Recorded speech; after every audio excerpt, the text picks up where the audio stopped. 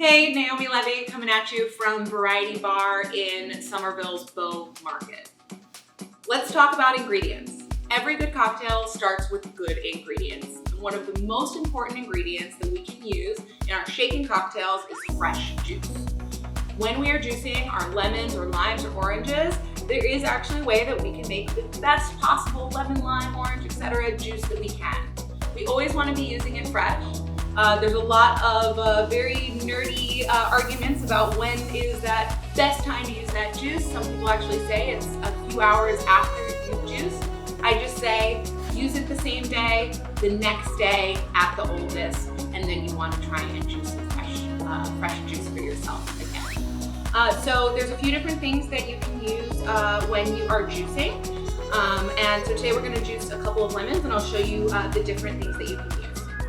So always when we are cutting our lemons, to either be juiced in any sort of electric juicer or any sort of hand juicer like this, we're going to want to cut them straight down the middle with the poles at each end rather than down the long way.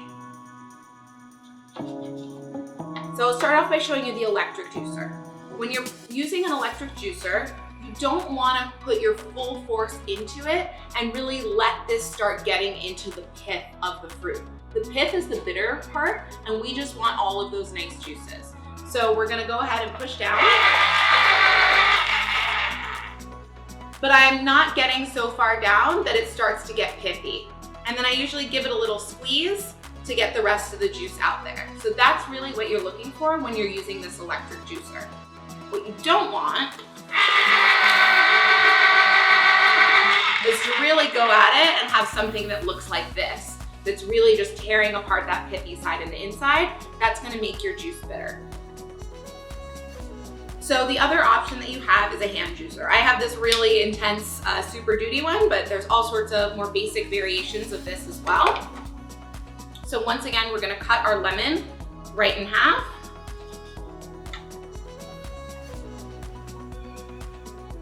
So the way that this shaped makes you think that you would fit your lemon in like so. That's actually not the case.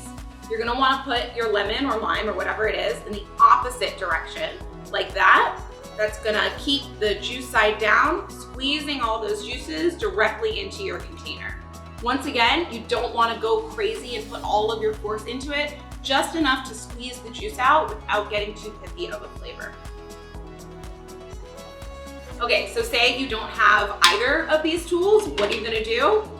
Well, you have these tools right here to juice your juice with. So in that case, I recommend taking your lemon and cutting it again, or your lime or whatever, into quarters, and then you can simply squeeze it like so.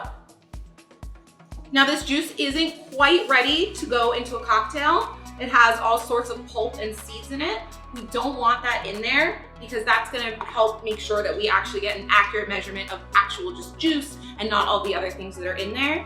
So you're gonna use some sort of tea strainer. Maybe you have a mesh colander at home, really anything that's just gonna keep back the pulp and seeds, and strain out your juice. And now it's ready to use in a cocktail. The next ingredient we're gonna make is simple syrup. It's really in the name. This is a very simple thing to make. It's just equal parts granulated sugar and water. You don't have to cook it. You don't have to have the water boiling. Really, as long as the water is just warm enough, I basically run my tap hot water until it gets about as hot as it gets and use that. Sugar wants to dissolve in water. You're just helping it get there. So I'm gonna put my sugar in, 2 cups of sugar, and 2 cups of warm to hot water.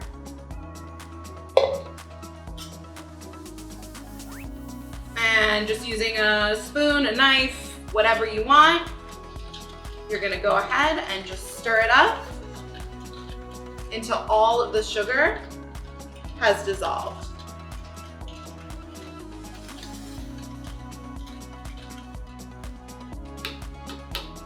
It's that easy. And now you have your simple syrup, an essential cocktail ingredient.